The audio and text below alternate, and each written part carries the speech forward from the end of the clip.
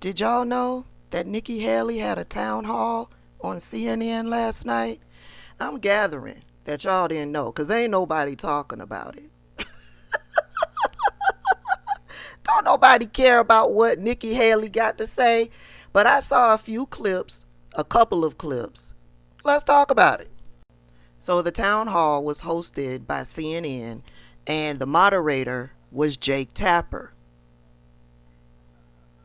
Jake Tapper should have been the moderator for Donald Trump's MAGA Klan pep rally that they had on CNN. But I saw two clips from the town hall that I have to point out to you.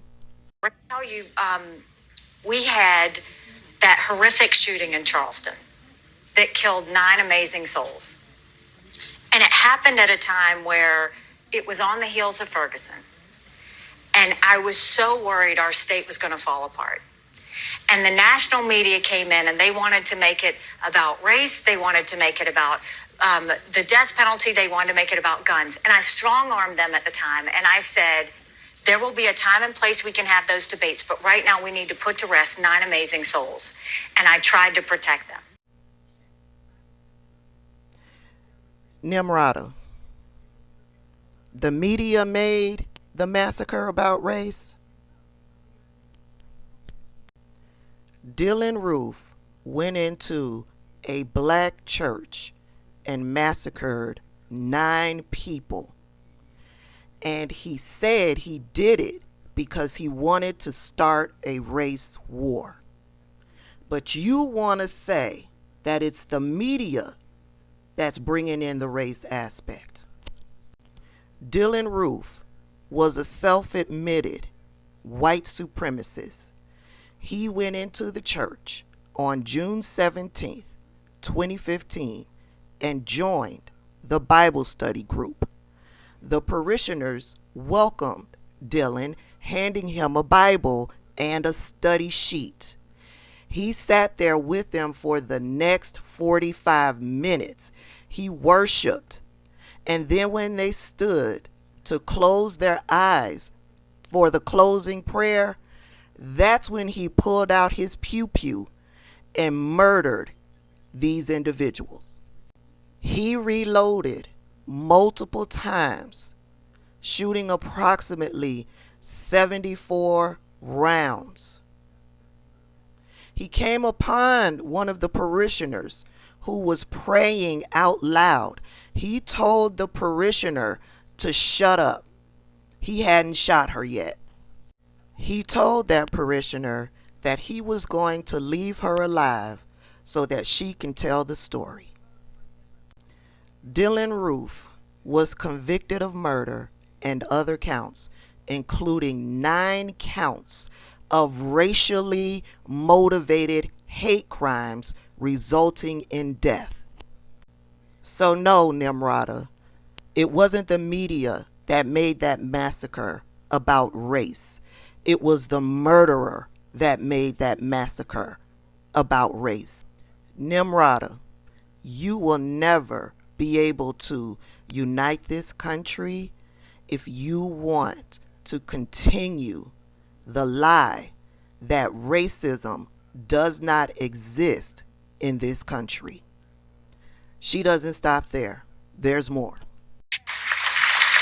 Woke, the word woke, used to be used by progressives to talk about an awareness of inequities and historical inequities. But obviously it means something else to conservatives criticizing it. What does it mean to you? How do you define woke? There's a lot of things. I mean, you want to start with biological boys playing in girls' sports. That's one thing. The fact that we have gender pronoun classes in the military now. I mean, all of these things that are pushing what a small minority want on the majority of Americans, it's too much. It's too much. I mean, the idea that we have biological boys playing in girls' sports, it is the women's issue of our time. My daughter ran track in high school. I don't even know how I would have that conversation with her. How are we supposed to get our girls used to the fact that biological boys are in their locker rooms? And then we wonder why a third of our teenage girls seriously contemplated suicide last year? We should be growing strong girls, confident girls. Then you go and you talk about building a strong military. How are you going to build the morale in a strong military when you're doing gender pronoun classes? Why is it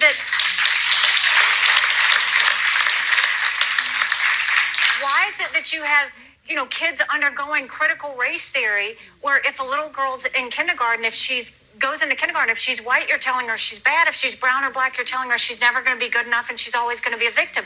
All of these things have gone to where they are pushing, and transgender, the whole issue of the transgender, it's not that people don't think in America you should live the way you want to live. I want everybody to live the way they want to live. Clearly you don't. But stop pushing your views on everybody else. That's the problem, is they're starting to push everything on the rest of us. Okay, so Nimrata, you're a joke. You really are a joke. And I can't wait to find out what the views was of your town hall. Nobody knew you were having this town hall. People forget that you're running for president. Why? Because you're a clown. You're a clown and nobody takes you seriously. Woke has nothing to do with transgenderism or the LGBTQIA community. Transgenders and the LGBTQIA community, they are not trying to push anything onto anyone else. They're trying to live their lives free. And that's on period.